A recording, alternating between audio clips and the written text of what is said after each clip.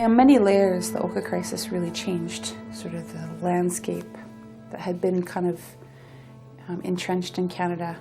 Canadians couldn't remain ignorant to Aboriginal issues. It was on the front page of every newspaper. It was on headlining every newscast every night for 78 days.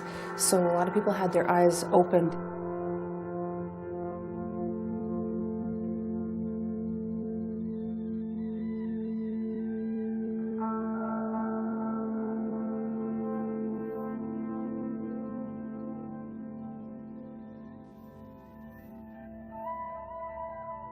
"20 years has passed since the Oka crisis. The events during the summer of 1990 reinforced the traditional Haudenosaunee roles and duties for the Mohawk women in Kahnawake and Kahnawake. Focusing specifically on Kahnawake Mohawk women, different generations within the community reflect on their experiences and obligations to the people and the land. We started working on sending out press releases, organizing, getting information to the community as well, doing both at both levels. So most of my work, or what I did, was in communication within the community and also to the outside, and to support people, to let people know what was going on. We also decided we're going to support our men, and we will have them know that we do support them. And we did a lot of walks, like around town, the women, with our baby carriages and little kids, and it was a lot. I think almost every woman that could walk, walked in these little rallies, just for us, to show the men that we were in support of what they were doing. So it was a busy, exciting, scary summer. After July 11th, when they had cut off the roads here, the SQ had arranged for different individuals to be in charge, I guess, whether you were allowed to go in or out because the roads were closed. In order for anyone to leave this community, such as, emergency vehicles or anything, we had to call the SQ, let them know who was going and who was driving the vehicle, where they were going, what the situation was, and then they would call us back later on, let us know whether it was acceptable or not, and which road they were going to be at. So this was an ongoing thing, day in and day out.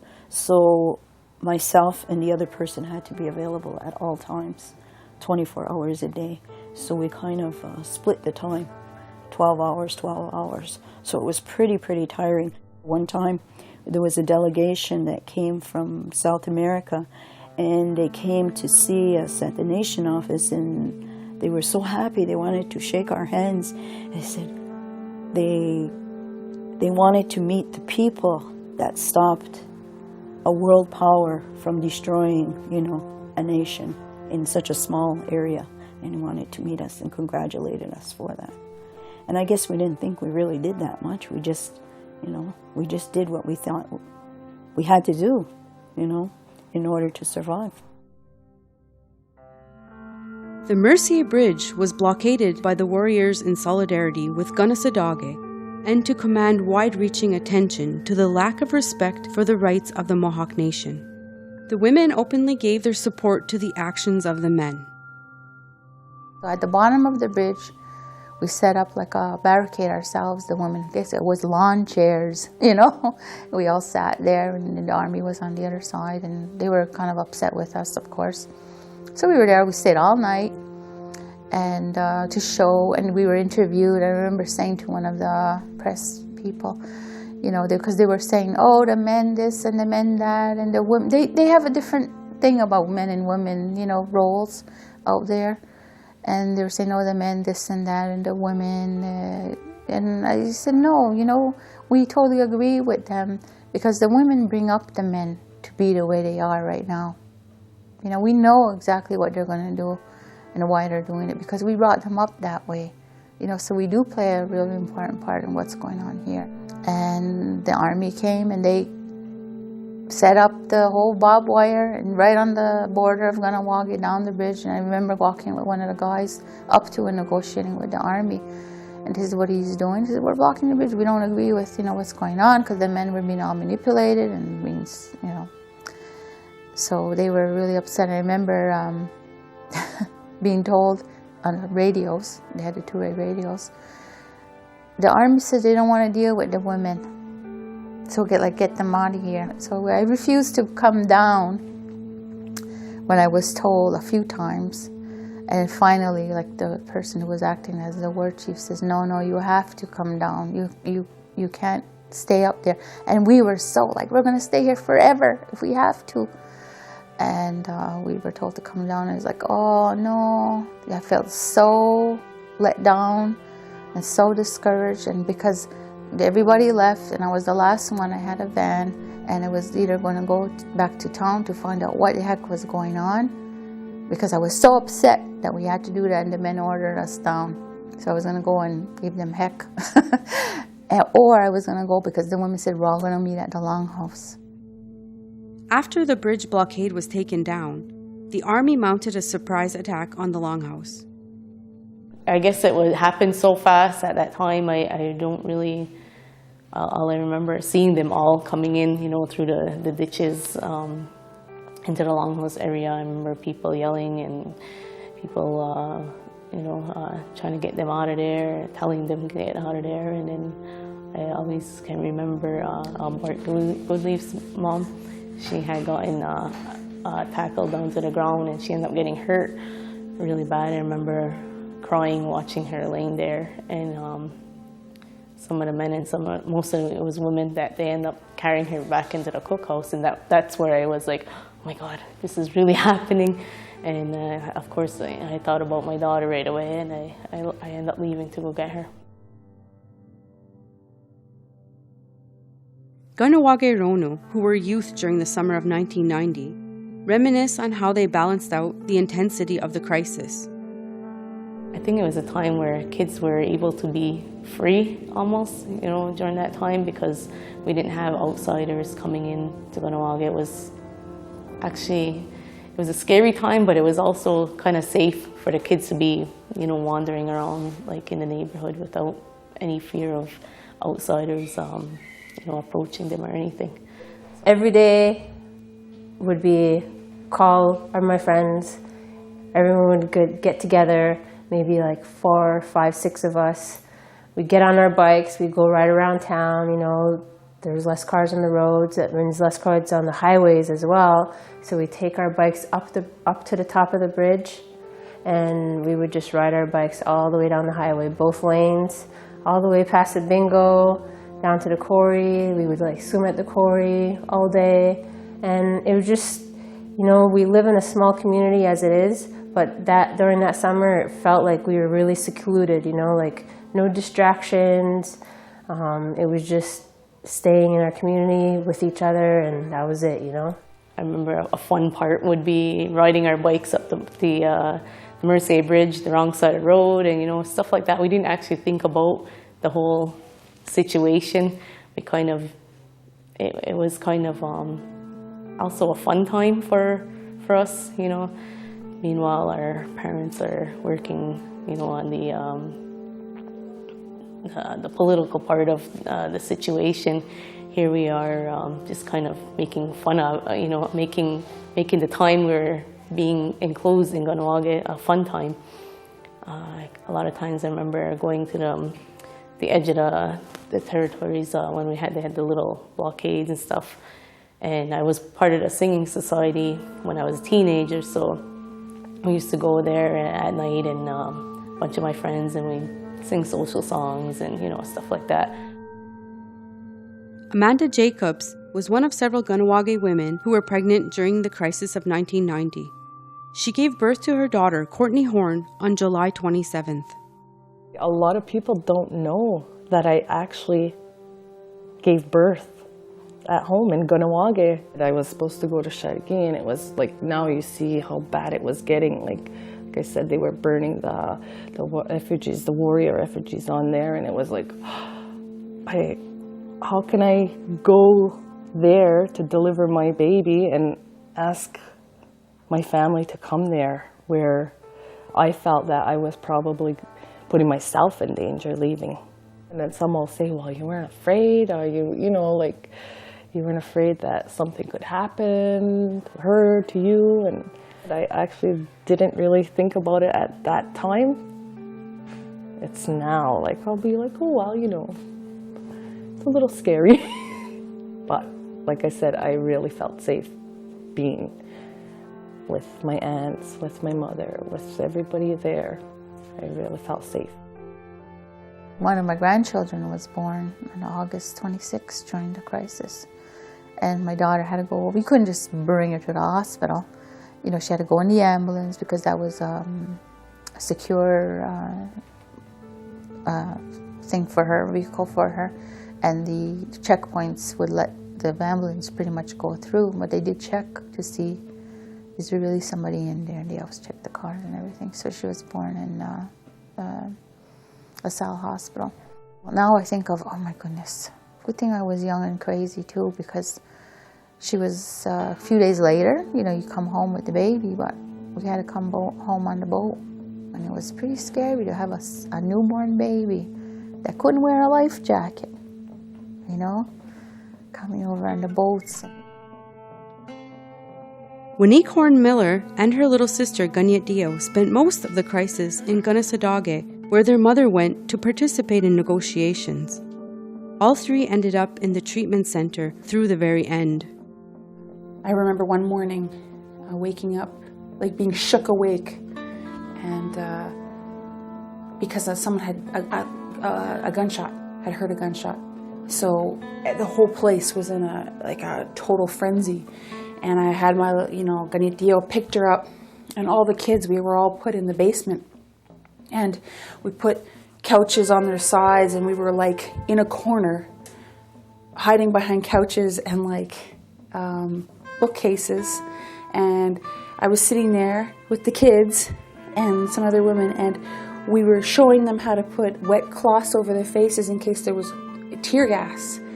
And we had to, we were talking, if a concussion grenade comes in, we have to block the kids, sitting there for hours. And all you could see, from the windows were the warriors running and yelling and getting ready. And any second, for hours and hours and hours, you're waiting for it. You're waiting for the shoe to drop, the firefight to happen. And it was, terrifying.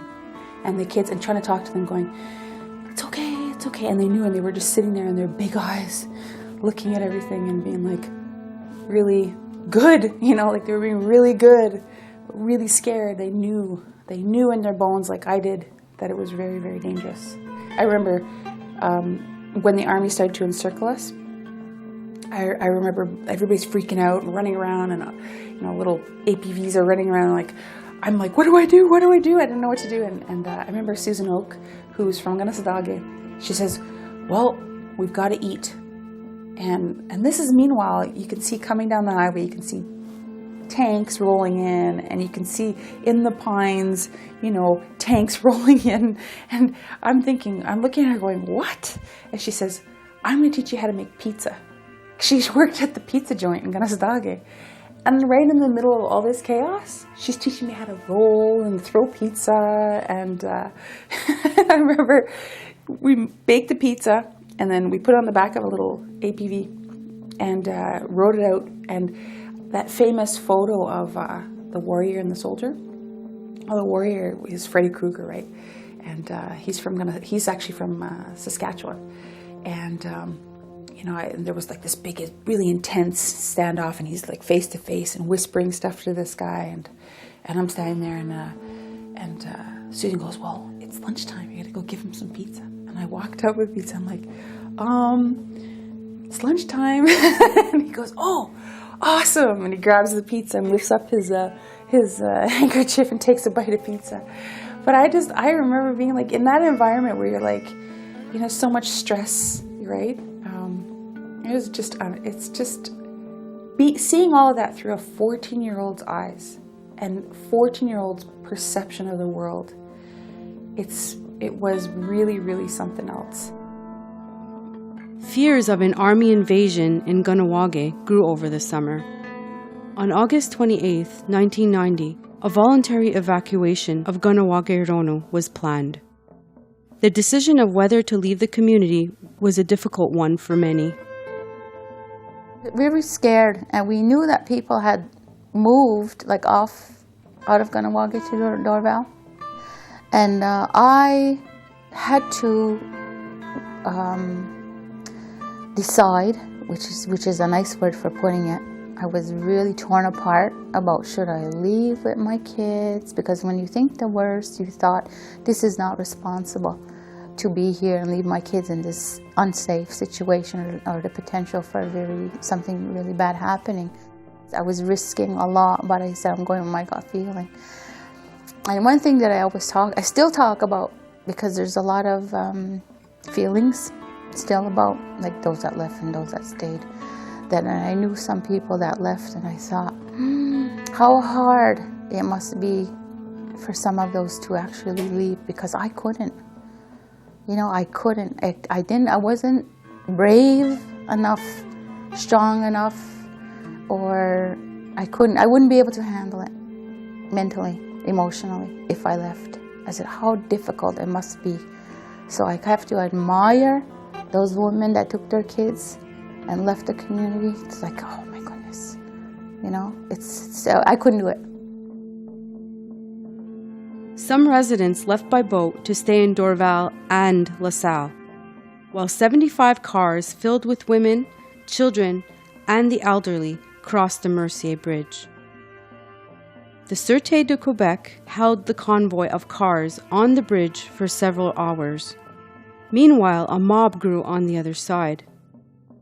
I remember being in the back seat on the driver's side and a golf ball coming through and shattering all the glass and all over me, and I was covered and shaking and crying, and my grandmother was sitting next to me and she was hit with an object, and just to get out of there and finally, get to the hotel, and all the people had grouped, and we were just shocked. All day we were told not to worry, it was going to be okay, there was going to be plenty of security, plenty of police officers, but they waited and waited and waited for the mob to grow as big as it did. They could have told us to turn around, but it happened the way it happened, and watching tapes, it brings back just how disgusting it was. It was like as if we were animals. When we crossed, there was tons of people from LaSalle, and the cars would go through and they would just be throwing and yelling all kinds of nasty things and throwing rocks at all the cars. And we were driving with my auntie, 3 of my cousins and my auntie, and she was just screaming when she realized what was going on. She was like, get down, get down. And we were screaming. We didn't know why. All we did was get down in our seats. Next thing you know, a rock came right through our back window, smashed the windows, and we were just all screaming, and she was freaking out. And there was glass all over us, all over the back seat. And all you could hear is raging, hateful people on the outside. We rarely got a glimpse of them, because all we heard was the yelling, and you don't even know what they're yelling. You just hear screaming, and it was really scary. How it affected me as a young person, that I almost was a racist at one time in my life, because I was like, oh, it's all the non-natives in my mind, that us against them concept. So it took some time to get over that, and I think going to high school off the reservation helped to alleviate those kinds of thought process, that it's not everybody, and not everybody would have participated in an event like that.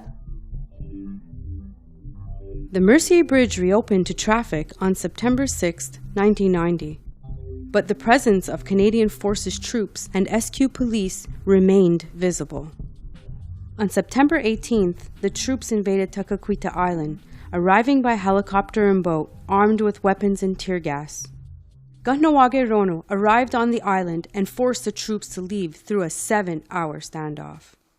I wasn't there, but I was at my auntie's, right on the beach, And I remember watching and seeing these helicopters coming in and people gathering, and I was like, oh my God, what is going to happen? And I think that was the day that I was the most fearful throughout the whole ordeal, because I really thought people were going to die. I went there after the confrontation and was there when the men pushed the army away, and the bonfires were lit, and the men were dancing around the fire, you know, and everybody else. And then when they decided to lift off, like they left, oh, it must have been, I don't know, 3 or 4 giant helicopters with a lot of army, the men in there, just taking off and leaving. That was really like, wow, you know.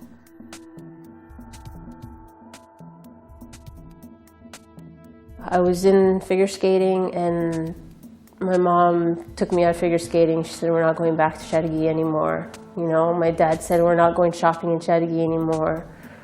We're not doing different things anymore, because I guess they just knew that maybe, I don't know, it wouldn't be safe for us. You know, I left the treatment center and stuff, and I started to have a lot of nightmares and a lot of panic attacks and anxiety attacks, and like my personality changed. And I didn't realize until a lot later what I was experiencing was post-traumatic stress disorder. And I developed a lot of digestive stomach pain, things like that, that I didn't attribute to that. I remember for about 2 years, myself, and I heard of other people, like, you don't want to go shop in Chattagee anymore. You know, it took me a long time because of the protests, burning the effigy, and just being afraid that they would single you out for some reason. You don't want to feel the dirty looks and hear, you know, the nasty things that they might say, so you kind of avoid it.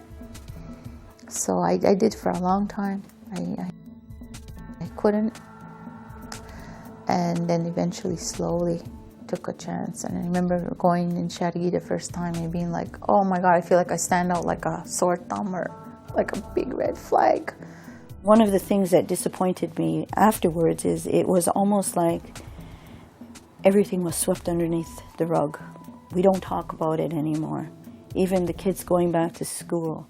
I mean, there was times when kids weren't even allowed to wear camouflage clothes. It was like a no-no, and anyone wearing a Warriors t-shirt, it was bad. So it's almost like, I don't think we should be ashamed of what we have done. We actually did a lot of good, I think, because to this day, I mean, now at least I think the Canadian government and the Quebec governments speak to us at least at a better level than they did in the past. And I just felt, I guess because at the time and even today, we've never really healed from that situation, from that big trauma. Collectively, we've never done that. I guess what I took from that whole experience that was positive was I saw our people standing up, and even under immense pressure, against like an overwhelming force. I mean, it was the Canadian Armed Forces and the Sûreté de Québec and the RCMP wanted us to know how overwhelmingly powerful they were. And I saw my people, our people, really stand up and not be afraid of that. And it really resonated with me to see women and men, you know, especially women, strong women, you know, to be so powerful and to be so strong and to believe so absolutely in what they were doing. That set an example for me. I think the outside governments know that when our people pull together, that we're a force to be reckoned with. And you know, I think that speaks to us as a community of just what we are capable of achieving when we bring all of our minds together as one. I think Canadians, it was thrown in their face, and I know for a fact over my travels over the last 20 years that it impacted a lot of people's perception or wanting to know more.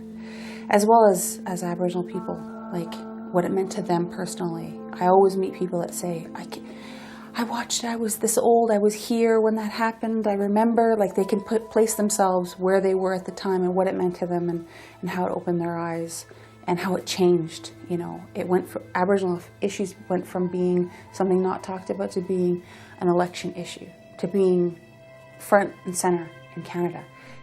This is the last stand for us. If we lose our way, there's nowhere we can go to get it back.